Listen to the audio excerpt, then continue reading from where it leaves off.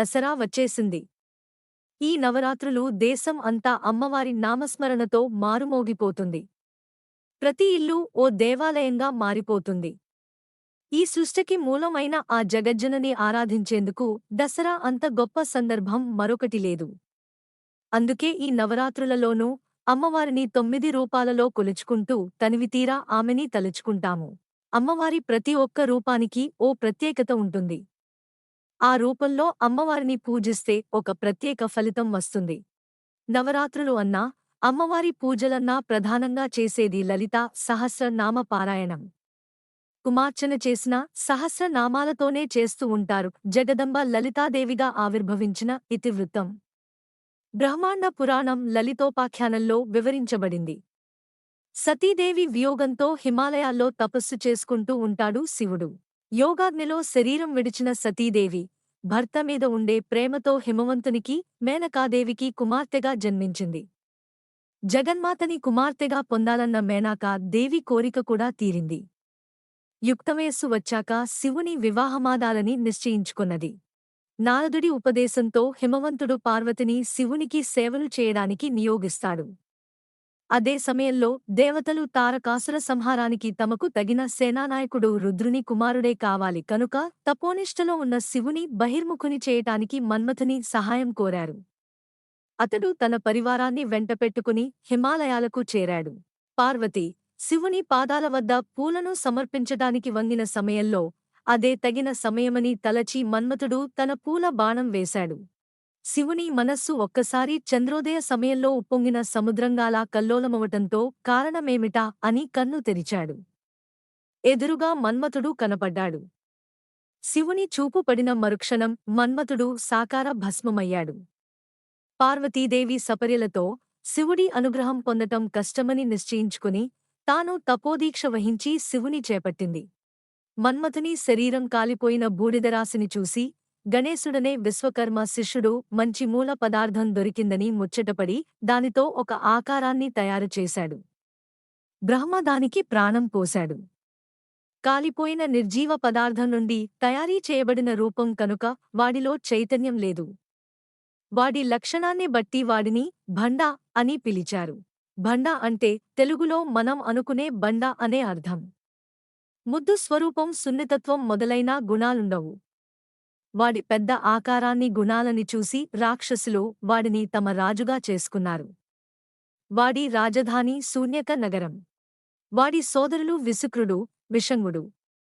చెడ్డవారితో కలిసి ఉండే లక్షణానికి విషంగుడు, స్త్రీలోనులకి విసుక్రుడు ప్రాతినిధ్యం వహిస్తారు. భండాసురుడికి 30 మంది కుమారులు. మంత్రులు, సేనానులు సేవిస్తూ ఉండగా మదించినవాడు స్వర్గం మీదకి దండెత్తి దేవతలను వెడలగొట్టాడు. దేవతలు, మహర్షులు, మునులు వాడు పెట్టే బాధలను భరించలేకపోయారు.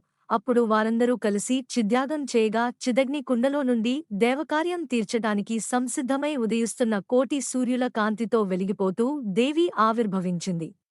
సౌందర్య పరమావధి అయిన ఆ తల్లి ఆవిర్భవించిన వెంటనే రాక్షస సంహారానికి బయల్దేరింది. ముందుగా తన మంత్రులను, సేనా నాయకులను పంపింది. వారు భండుని మంత్రులతోనూ సేనానులతోనూ పోరి మట్టుపెట్టారు. అతడి కుమారులను చంపటానికి బాలను కల్పన చేసింది. సర్వవిఘ్న యంత్రాన్ని యుద్ధభూమిలో నిలిపాడు భండుడు. దానిని నిర్వీర్యం చేయటానికి కామేశ్వరుని ముఖం ఆలోకిస్తూ గణేశుని కల్పించింది. 9వ నాడు తానే స్వయంగా వాడితో యుద్ధం చేసి మహాకామేశ్వరాస్త్రంతో శూన్యక నగరంతో పాటుగా భండాసురుని సమూలంగా దహించింది. వసిన్యాది వాగ్దేవతలామెను పట్టాభిషిక్తురాలుగా చేసిన సందర్భంలో ఆమె గుణగణాలను, సౌందర్యాన్ని కీర్తించారు. అదే లలిత సహస్ర నామస్తోత్రం. ఆమె సర్వచైతన్య స్వరూపిణి కనుక ఆమెను లలిత అని పిలిచారు. తమను కన్నతల్లిలాగా భావించి శ్రీమాత అని సంబోధించారు. జీవితం అంటే సుఖపడటం. సుఖపడటం అంటే తినటం, నిద్రపోవటం మాత్రమే అని భావించటమే బండతనం. అటువంటి వారికి ఉండేది శూన్యమే కదా. బండతనం పోవాలంటే తగిన మార్గం ఒక్కటే. అది చైతన్యవంతులు కావటమే. అందుకే జగదంబ భండాసురుని వధ చేయటానికి సర్వచైతన్య స్వరూపిణిగా అవతరించింది.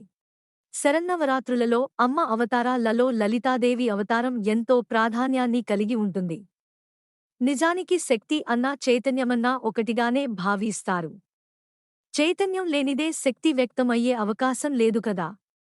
అందుకే లలితాదేవి చేతిలో ధరించిన ఆయుధాలు కూడా ఆ విషయాన్నే నిరూపిస్తాయి. రాగము, అంతులేని ఇష్టం అనే పాశాన్ని, క్రోధము అనే అంకుశాన్ని, మనస్సు అనే విల్లుని, పంచన్మాత్రలు అనే బాణాలని ధరించి ఉంటుంది. ఇవి మొద్దుబారిన మనస్సుని చైతన్యవంతం చేస్తాయి కదా. యా దేవీ సర్వభూతేషు శక్తిరూపేణ సంస్థితా నమస్తస్యై నమస్తస్యై నమస్తస్యై నమో నమః. సకల ఐశ్వర్యప్రదాయిని లలితా త్రిపుర సుందరి శ్రీచక్ర ఆరాధన. కుంకుమ అర్చన, లలితా అష్టోత్తరముతో అమ్మని పూజించటం ద్వారా అమ్మ ప్రీతి చెందుతుంది. మాంగళ్య బలాన్ని కోరుతూ సువాసీనులకి పూజ చేయాలి. సకల ఐశ్వర్యప్రదాయిని లలితా త్రిపుర సుందరి శ్రీచక్రంలో బిందువు ఒకటిగానే కనిపించినను శాంతమై అయిన ఆ దేవి మూడు వివిధ శక్తుల సమాహారము. ఇచ్ఛాశక్తి, వామాదేవి, బ్రహ్మ యొక్క దేవేరి, జ్ఞానశక్తి, జ్యేష్ఠాదేవి, విష్ణువు యొక్క దేవేరి, క్రియాశక్తి, రౌద్రి, శివుడి యొక్క దేవేరి. ఇవన్నీ సాక్షాత్ అంబికా దేవి యొక్క రూపాంతరాలే. లలిత అనగా ఆటలు ఆడునది అని అర్థము. సృష్టి, స్థితి మరియు లయలు దేవి యొక్క ఆటలు.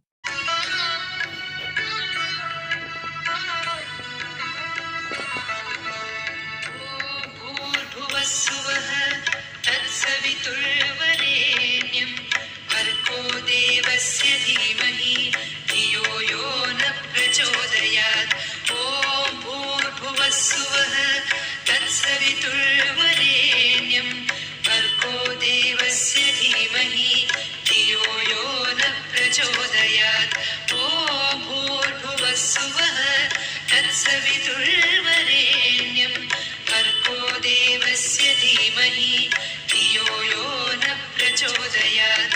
ॐ भूर्भुवः स्वः